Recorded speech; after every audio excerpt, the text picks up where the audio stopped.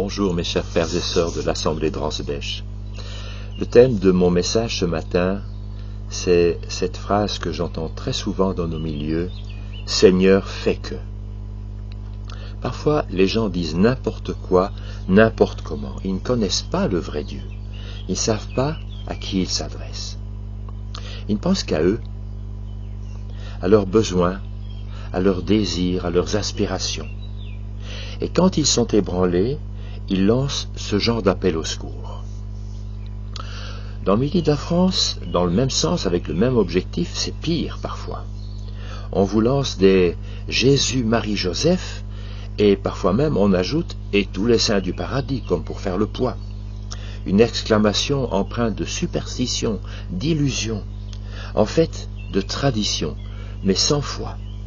Il doit bien y avoir quelque chose là-haut, alors on vous balance ça comme une bouteille à la mer. Sommes-nous différents? Oui, je l'espère, mais ça vaut la peine d'y réfléchir, parce que des seigneurs fait que, je l'entends souvent. Et je m'interroge, ça représente quoi? Cela dit quoi de notre relation avec Dieu? C'est ce que nous allons voir ensemble. Quand les Juifs, et nous le voyons dans l'Ancien Testament, quand les Juifs invoquaient les Baals, ces dieux étrangers des nations païennes qui les entouraient, des idoles qui avaient pris la place du vrai Dieu, de l'Éternel, que faisaient-ils en fait? Ils se tournaient vers des pouvoirs, vers des autorités imaginaires, capables de les secourir dans leurs besoins, de satisfaire leurs aspirations.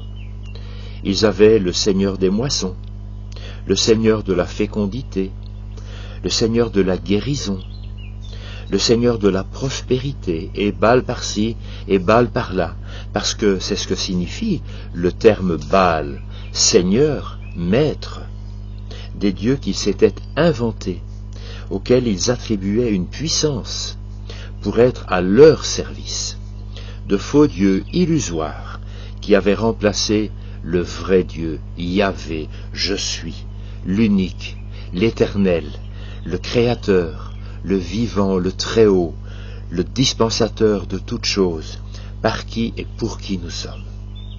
Celui qui s'était révélé à leurs ancêtres Abraham et Moïse, qui les avait rejoints dans toute leur détresse, qui les avait fait sortir de l'esclavage de l'Égypte, qui avait signé une alliance avec eux, qui leur avait donné, comme il l'avait promis, ce pays de Canaan, qui leur avait accordé la liberté et donné sa parole, ses promesses, ses prophètes, le privilège de devenir sa famille, son peuple, parmi les nations, et ainsi une lumière, un témoignage au milieu de ceux qui les entouraient.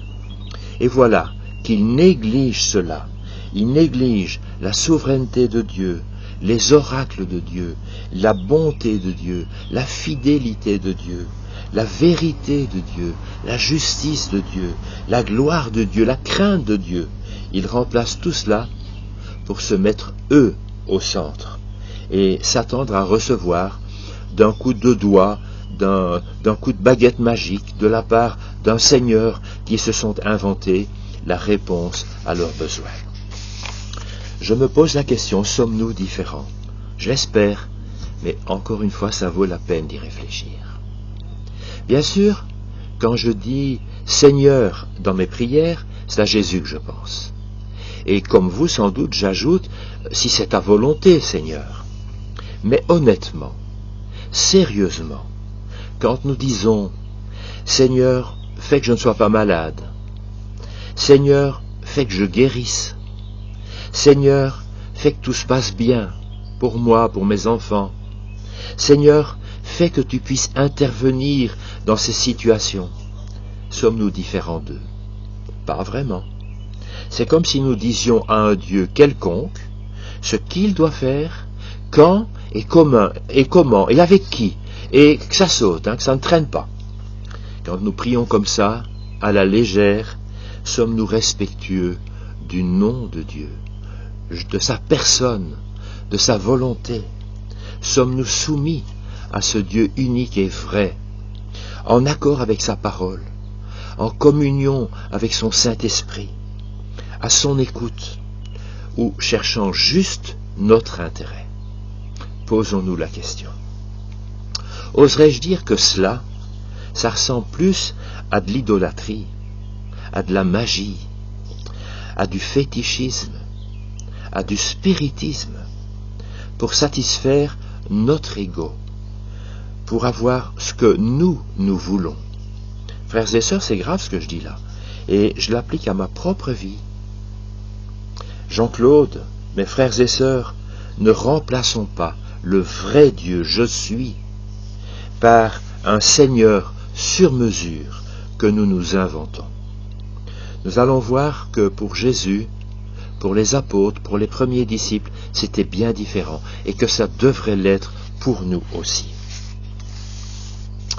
Jésus tout d'abord. Jésus nous a dit, ce ne sont pas ceux qui disent simplement Seigneur, Seigneur, qui plaisent à Dieu, que Dieu écoute. Non.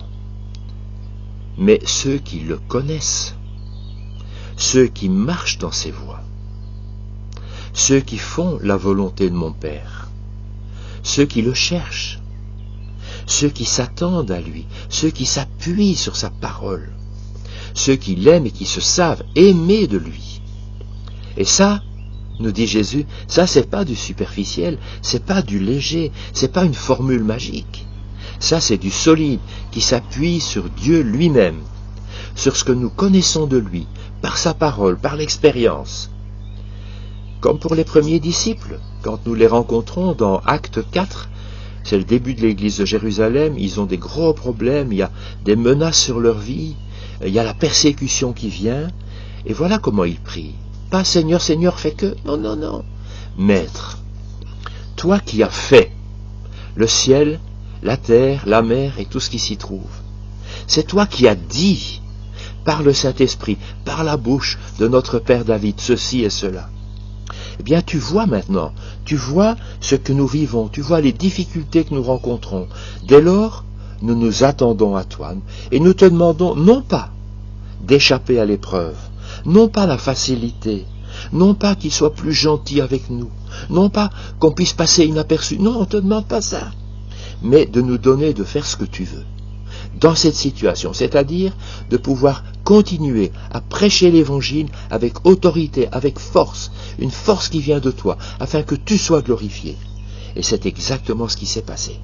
Remplis du Saint-Esprit, ils ont annoncé avec assurance, avec audace, la parole de Dieu, et le Seigneur Jésus a été de plus en plus glorifié. Ça, c'est une prière qui a du poids. Quand nous savons à qui nous nous adressons, alors nous savons quoi lui demander et pourquoi. Alors nous prions avec conviction et avec assurance. Le secours, le secret pour ne pas dévier dans nos prières, c'est de le connaître, c'est de le respecter, c'est de l'aimer, c'est d'avoir du respect pour lui, c'est de nous appuyer sur ce qu'il est vraiment. Jésus a aussi dit, et ça le confirme, la vie éternelle, la vie abondante, la vie qui a du sens, c'est qu'ils te connaissent, Père, toi et celui que tu as envoyé, Jésus. Et il savait de quoi il parlait, tellement différent de ce que les religieux, aujourd'hui comme hier, transmettent. Quand Jésus prie, dans toutes ses prières, il dit Abba, Père, cher Papa. Par exemple, Papa, je te bénis de ce que tu as révélé cela au plus petit des miens. Cher Papa, je te prie pour eux, pour que tu les gardes. Pendant tout mon ministère, ces 3 ans avec eux, j'ai pris soin d'eux, mais maintenant je vais partir. Alors, Papa, continue ce que nous avons commencé. Papa, sanctifie-les par ta parole, c'est ta parole qui est la vérité, alors que ce soit elle qui fasse son œuvre dans leur vie et qui les mette à part et qui leur permette de vivre une vie à ta gloire. Oh Papa, qu'ils soient un comme nous sommes un, toi en moi, moi en toi, qu'ils vivent la même expérience, attachés à nous. Oh Papa, que là où je suis, ils soient eux aussi avec moi, qu'ils voient ma gloire. Oh Papa, que l'amour dont tu m'as aimé soit en eux, et que je sois en eux. à la fin de sa vie, papa, cher papa, s'il était possible que cette mort s'éloigne de moi, que je ne doive pas passer par là, c'est pourtant pour ça que je suis venu, je sais que ça m'attend, ça se prépare, c'est une question d'heure, mais j'aimerais tellement passer à côté, mais toutefois, pas ma volonté, non, ta volonté, papa. Et puis, sur la croix, pardonne-leur, papa, ils ne savent pas ce qu'ils font. Père, cher papa, entre tes mains, je remets mon esprit. Et c'est comme si Jésus nous disait, mes chers disciples, comme moi, faites confiance à papa, faites confiance à ce Père céleste, qui n'a rien à voir avec ce Seigneur Baal, à votre service. Ne vous inquiétez pas du lendemain, ne vous inquiétez pas de ce que vous allez manger, ne vous inquiétez pas de ce avec quoi vous allez vous revêtir, ne vous inquiétez pas de la fin de votre vie, ne vous inquiétez pas quand vous passez par l'épreuve. Non, votre Père céleste voit, il sait, il connaît, il réalise ce dont vous avez besoin. Papa voit, il sait, alors restez tranquille. Respirez à l'aise. Priez comme moi. Et c'est là qu'il nous dit, priez en disant, notre cher papa, que ton nom soit sanctifié, que ton nom, ta personne, tout ce que tu es soit élevé, que ton règne vienne et que ta volonté soit faite. Et parce que tu es à la hauteur, celui de qui, par qui et pour qui nous sommes, eh bien alors, nous pouvons te dire, donne, pardonne, garde-nous du malin, garde-nous du trompeur. À toi, pas à nous, à toi le règne, la puissance, la gloire. Nous nous soumettons à toi, nous ne te demandons pas de faire ce que nous voulons faire ce que toi tu souhaites, et nous voulons dépendre de toi.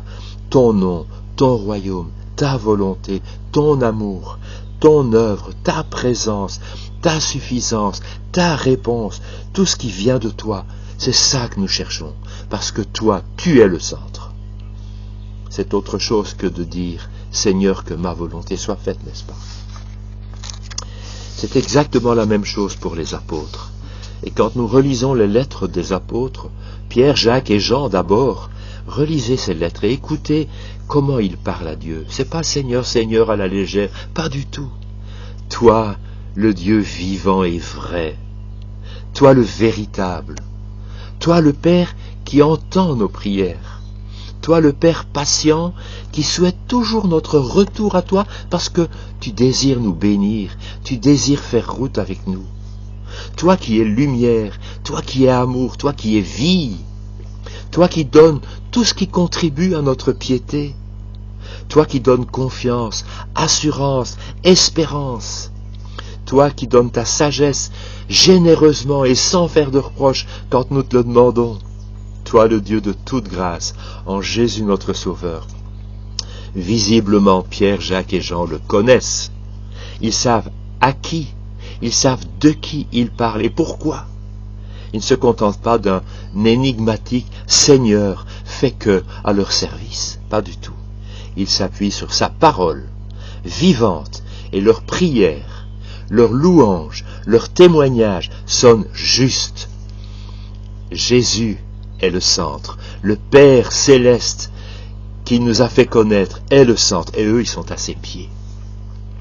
Pareil pour l'apôtre Paul, relisez les 13 lettres de Paul et soulignez comment il parle de Dieu, son Père, et de Jésus à sa droite, notre Sauveur, notre Maître, notre intermédiaire, notre intercesseur, et écoutez-le, priez pour ses frères et sœurs, pour les églises.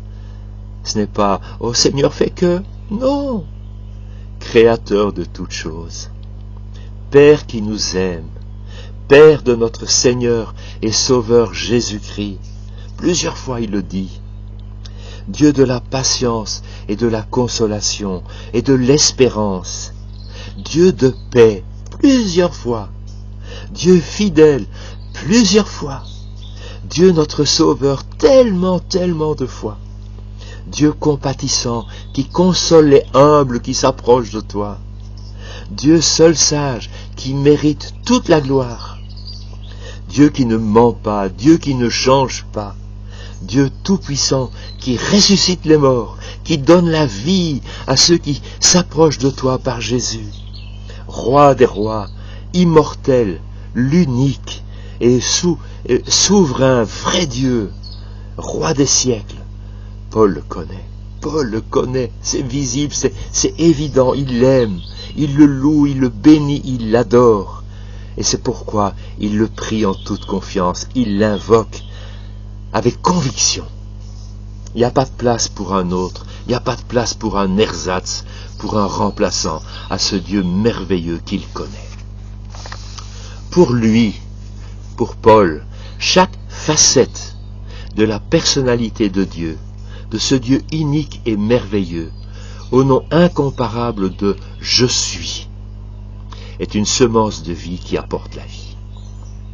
Et quand Paul prie pour ses frères et sœurs, prie pour les églises, il invoque, bien conscient, l'une ou l'autre de ces facettes de Dieu. Par exemple, quand Paul s'adresse aux chrétiens de Corinthe, et vous savez les problèmes qu'il y avait dans cette église de Corinthe, ils se disputaient, ils rivalisaient avec orgueil leur autorité l'un par rapport à l'autre, ils s'égaraient dans l'immoralité, dans le désordre. Et quand Paul leur écrit, il ne leur fait pas un peu de morale, un peu de religiosité, pas du tout. Dieu leur parle du Dieu de paix qui a la puissance de les changer. C'est exactement de ça dont ils ont besoin. Du Dieu qui réconcilie et qui veut faire d'eux sa famille unie, qui veut mettre son sceau dans leur vie, son Saint-Esprit qui vienne habiter en eux, faire sa demeure en eux et changer, transformer leur vie de l'intérieur, qui nous garde d'être tentés au-delà de nos forces. Il parle de ce Dieu-là sur lequel ils peuvent s'appuyer et tenir debout. Il leur parle du Dieu qui se glorifie dans les faibles, dans les petits, dans les méprisables, parce que c'est comme ça qu'il se glorifie. Il parle du Dieu qui peut faire mieux, bien mieux, au-delà de ce que nous pouvons imaginer, demander dans nos prières. Il leur parle du Dieu qui rend capable des incapables. C'est exactement de cela dont ils ont besoin. Exactement, un miracle à leur portée. Dieu qui est la réponse à leurs maux. Semence de vie qui apporte la vie. Pas selon nos pensées, mais selon sa grâce infinie, en faisant son œuvre dans nos vies. Laissons-le faire, le vivant, dans nos vies. Jésus intercède pour eux, Jésus a payé pour eux. Alors, Paul leur dit, aspirez à sa grâce, à son pardon, à ses dons, à sa vie, à sa bonté, à sa compassion, à sa fidélité, à sa présence, à son Esprit Saint, à son amour, à sa justice, à ses promesses, à son action dans vos vies et dans celles des autres. Ce Dieu d'amour et de paix sera avec vous, avec toute sa puissance, avec toute sa gloire. Et voilà ce qu'est votre part. Approchez-vous de lui, laissez-le faire. Et votre part, ce sera de vous transformer, de faire des miracles au travers de gens comme vous, avec tous leurs besoins, toute leur misère. Et vous verrez le résultat. Et toute la gloire, elle sera à son nom, elle sera pour lui. Paul fait plus encore que de prier pour eux. Regardez dans chacune de ces lettres, et les autres apôtres font pareil, ils prennent aussi le temps de louer, d'adorer, de bénir ce Dieu-là. Par exemple, l'apôtre Paul, quand il écrit aux Romains, il dit « Je rends d'abord grâce à mon Dieu par Jésus-Christ ».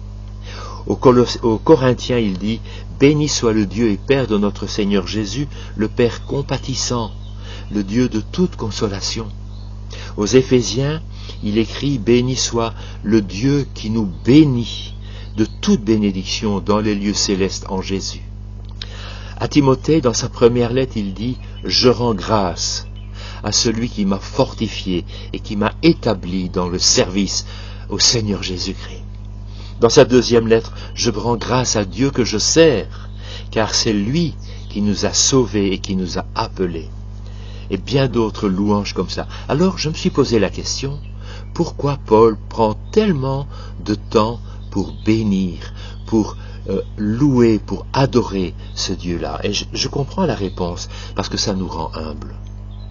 Ça nous rend humbles, loin de tout orgueil, de toute vantardise, de tout égocentrisme, de toute prétention. C'est l'œuvre de Dieu, pas la sienne. C'est ce cher Papa dans le ciel et Jésus notre Sauveur qui sont au centre, qui sont le point d'appui de sa prière. Pas lui, pas son ministère, pas ses connaissances. Je rends grâce, je bénis, toute la gloire lui revient. Et c'est ainsi que Paul peut prier pour eux avec confiance, avec assurance, avec connaissance de cause. Toute la gloire revient à celui qui va faire des miracles dans leur vie. Alors conclusion. Face aux besoins dans nos vies, dans celles des autres, dans l'Église, dans le monde autour de nous, ne nous contentons pas d'indiquer un petit émoticône des mains jointes quand les gens nous demandent de prier pour eux, mais engageons-nous à prier vraiment le Dieu vivant et vrai, en connaissance de cause. Ne nous contentons pas d'un Seigneur fait que, à la légère, superficielle, mais interdisons-nous plutôt ce genre de prière égoïste et facile. Entretenons notre communion avec Dieu par la méditation de sa parole, par la prière, par l'action du Saint-Esprit qui grave en nous, au plus profond de notre cœur, qui est ce vrai Dieu vivant, afin de mieux le connaître et de pouvoir nous appuyer avec confiance et amour sur lui dans nos prières, sur ce qu'il est. Voilà. Écoutez, pour terminer, une prière de l'apôtre Paul pour les chrétiens d'Éphèse. Et c'est la prière que je fais pour vous, mes bien-aimés frères et sœurs de Ransbech. C'est dans l'épître aux Éphésiens, au chapitre 1er, les versets 15 à 23. Paul aux Éphésiens, chapitre 1er, verset 15. C'est pourquoi, moi aussi, ayant entendu parler de votre foi au Seigneur Jésus et de votre amour pour tous les saints, je ne cesse de rendre grâce pour vous et je fais mention de vous dans mes prières. Et Paul va demander des choses bien précises. Et il ne le demande pas pour des spécialistes, il le demande pour tous ces chrétiens d'Éphèse qui simplement croient au Seigneur Jésus et aiment leurs frères et sœurs. Et donc c'est adressé aussi à nous, chrétiens de Ransbech. Voilà, je fais mention de vous dans mes prières afin que le Dieu de notre Seigneur Jésus-Christ, le Père de gloire, il est bien précisé à qui il s'adresse, vous donne un esprit de sagesse et de connaissance, de révélation qui vous le fasse connaître. Ça, c'est vraiment l'essentiel, c'est le cœur, c'est le secret. Connaissez-le. Eh bien, que Dieu vous permette de le connaître, qu'il illumine les yeux de votre cœur, afin que vous sachiez au plus profond de vous-même plusieurs choses. L'espérance qui s'attache à son appel, la glorieuse richesse de son héritage au milieu des saints, la grandeur surabondante de sa puissance envers nous qui croyons, selon l'action souveraine de sa force. Il l'a mise en action dans le Christ, en le ressuscitant d'entre les morts et en le faisant asseoir à sa droite dans les lieux célestes, au-dessus de toute principauté, de toute autorité, puissance, souveraineté, au-dessus de tout nom qui peut se nommer non seulement dans le siècle présent, mais aussi encore dans le siècle à venir. Il a tout mis sous ses pieds et l'a donné pour chef suprême à l'Église qui est son corps, la plénitude de celui qui remplit tout en tous. Le secret, nous dit Paul, et c'est ce qu'il souhaite pour les chrétiens d'Éphèse, et ce que je vous souhaite, mes bien-aimés frères et sœurs, c'est de le connaître avec notre cœur. La source de notre espérance, au-dessus de toute autorité, de tout seigneur que nous puissions nous inventer, c'est Jésus. Mort pour nous, ressuscité pour nous, intercédant pour nous, chef de l'Église. Que sa volonté se fasse, selon son plan parfait. Ce n'est pas à nous de lui dire ce qu'il doit faire, mais à lui de nous révéler son plan, sa grâce, sa suffisance dans toutes nos circonstances, À lui la gloire, à lui la gloire. Ne le perdons pas de vue, nous passerions à côté. Alors mes bien-aimés, vous avez entendu cette leçon. Quand vous priez, ne vous contentez pas de dire Seigneur, Seigneur, fais que. Mais appuyez-vous sur ce que vous avez entendu de lui, par son Saint-Esprit, dans sa parole, sur ces facettes de sa personne, et avec autorité, avec force, avec humilité, avec sagesse, vous pouvez lui demander de réaliser ce qui est tout à fait à sa portée, ce qui est selon son cœur, selon sa volonté. Que Dieu vous bénisse, que ce Père céleste puisse vous accorder tout ce qu'il a en réserve pour vous. Soyez bénis, mes bien-aimés. Amen.